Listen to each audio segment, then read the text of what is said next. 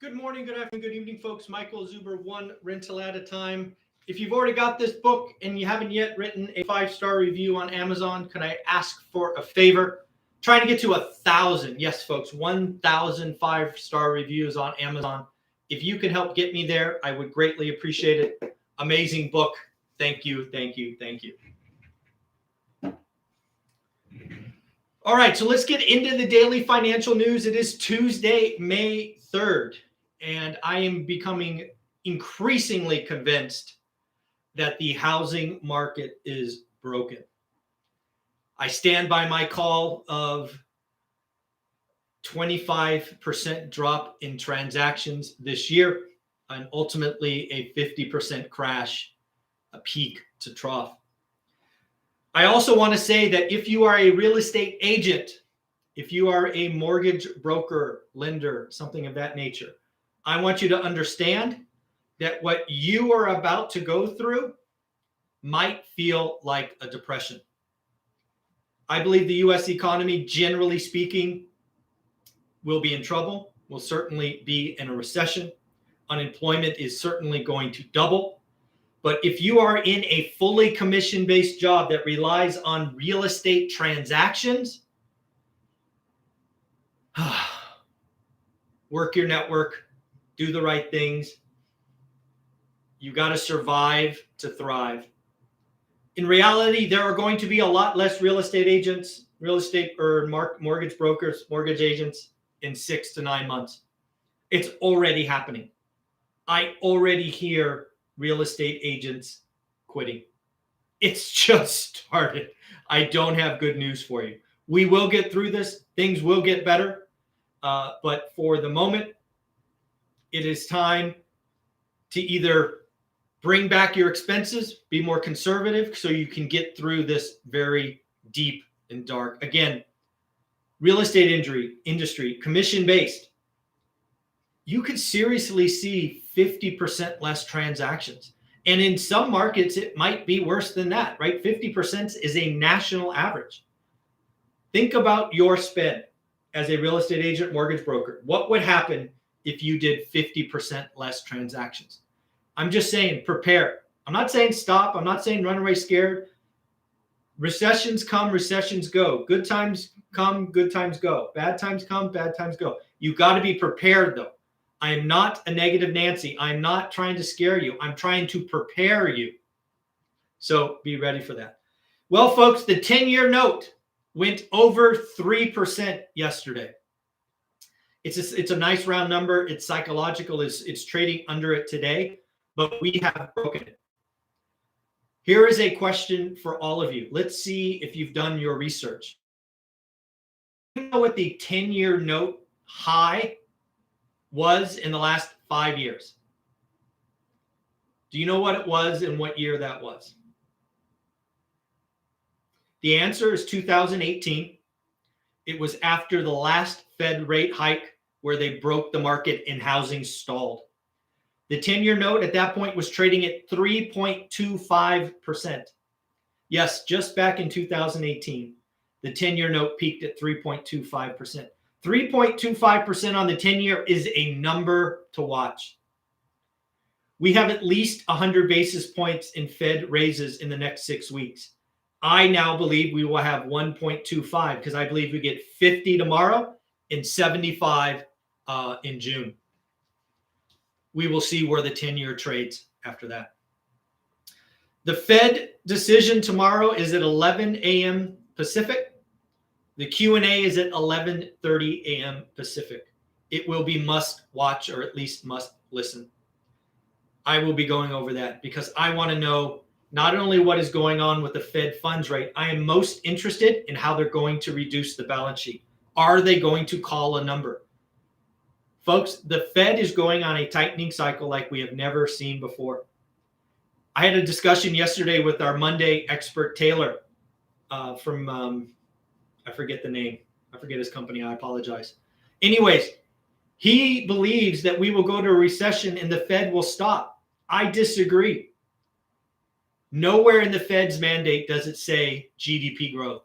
It is stable prices and full employment. Full unemployment most of my life was 6%. We're at 3.6, and I think we go lower Friday. We could double unemployment and only be at 7%. The Fed's screwed up. The Fed is late. The Fed is behind. They need to raise rates. Even if we get a negative GDP print in Q2 and we have a recession earlier than I expected, Fed's not stopping. Fed's not stopping. Home affordability is a problem. And again, I want to say the Fed broke housing. Housing has to slow down. It is going to slow down. It is slowing down like a Mack truck hit a wall in many markets already.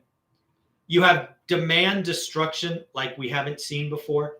When interest rates go up 250 basis points in 100 days, what was once qualified is no longer qualified. You have supply being pulled back from the market because we have interest rate lock-in. It is going to be, this market coming up is very likely to be what we saw in the early 80s. In the early 80s, folks, we saw transactions fall 50%. We do have precedents for that. Folks, the data is there. Myself and John put together the 52-year spreadsheet. We included transactions in that spreadsheet. Go to the link below to my free course. It's free. Go look at the data. Make your own interpretation. 52 years of data, CPI, transactions, inflation, wages, price, interest rates. It's all there. Go look at the data to see what is coming. It is right there for you. Affordability to date, 95 of the top 100 markets are less affordable than the long run average. That was only 6 in 2020. Think about that. We went from 6 to 95 in 2 years. Price and interest rate. Wages have not kept up. I believe housing will be relatively flat in a nominal sense, maybe not a real sense, meaning adjusted for inflation. In a nominal sense, housing will be flat for years as wages catch up. The wage cycle is coming. 37 of the top 100 metros are less affordable than ever before. Think about that. Basically 1/3. A little bit more than 1/3 have never been this unaffordable. This is a problem. More and more buyers are turning to adjustable rate mortgages. This scares the bejesus out of me.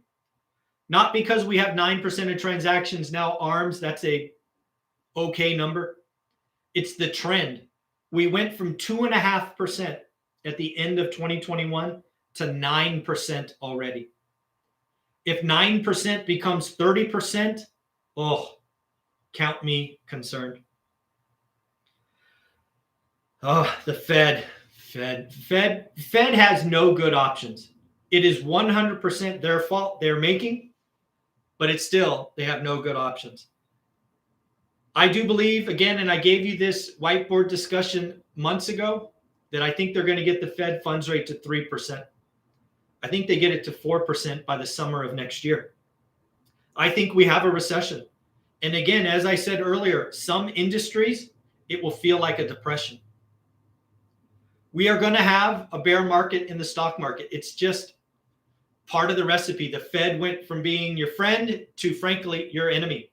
You are seeing risk being repriced right now. It's not over. I actually recorded a video this morning talking about selling everything and going to cash. I have done that before. That video will be loaded later today. I talk about the 3 things, right? Why I did it, what I learned, and would I do it again. That video is out. It will be up later today.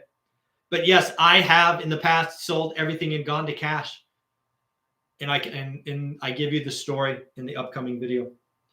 Again, I do think transactions are going to crash. We've talked about that. And I think unemployment doubles. These are not fun things for me to say, but they are things that I hope shake you and make you get prepared.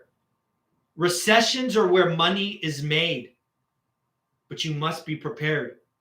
You must get the dry powder. You must make sure your job is as secure as it could be. Now's the time. When the boat already has a leak, it is too late. Get prepared now. We had some earnings come out and they were not great. Chegg is an online education company. Last time I checked, they were down 40%. Talk about a nice haircut. Their numbers were fine, right? They beat top, beat bottom, but it was their guidance. And their CEO said this. Wake up, people. The CEO said, consumers are prioritizing earning over education. Clorox, again, beat top and bottom, but cut gross margin guidance on inflation. Hilton beat top and bottom, but issued weak guidance. Avis beat top and bottom. Boy, Avis. Let's talk about Avis for a minute. Expectations at Avis were for a profit or earnings of $3.45 a share. They made $9.99. Damn. Avis, a rental car company, almost made 10. That's like Google earnings, right? $9.99. What I don't like, what I think should be outlawed, or at least, I hate it, frankly, is they just issued $3 billion in stock repurchase. Do these companies not remember to stack cash because recessions come? And then you all want to cry about being bailed out? This stock repurchase chaps my ass. I hate it. Another thing I want to talk about, the housing market. This is you home builders. Home builders. You all, most of y'all are building the wrong stock. You are building for last year's housing market. This year and next year's housing market is very, very different. You need to build smaller homes, more affordable homes. I don't know if that means more homes per lot or per whatever, but you all need to build smaller. We don't need 3,000 square foot homes. We need entry-level housing. I'm also looking at home builders because it is a trend, build for rent. I am wondering which home builders pivot and do more build for rent. Looks like all cash buyers in March made up 33% of transactions. Why is that important? Well, all cash transactions give a rat's tail about the interest rate. Doesn't matter. So rates could go to 10%. Does not affect a cash buyer. It certainly impacts first-time buyers and anybody getting a loan. But cash buyers, it doesn't matter. This is why we talk about in one rental at a time. It is time to be aggressive. It is time to know your market. It is time to write offers below asking. As this market evolves and as it slows down, you too will find a motivated seller. Morgan Stanley's Mike Wilson, chief investment or something, he thinks the S&P 500 will not find a floor until 3460. He sees earnings coming in and multiples being compressed. I've been telling you this for 6 or 8 weeks. Paul Tudor Jones. If you don't know who Paul Tudor Jones is, you might want to check him out. His claim to fame is nailing the 87 stock market crash. He cannot think of a worse financial environment for stocks or bonds. You clearly don't want to own stocks or bonds. These are words from Paul Tudor Jones.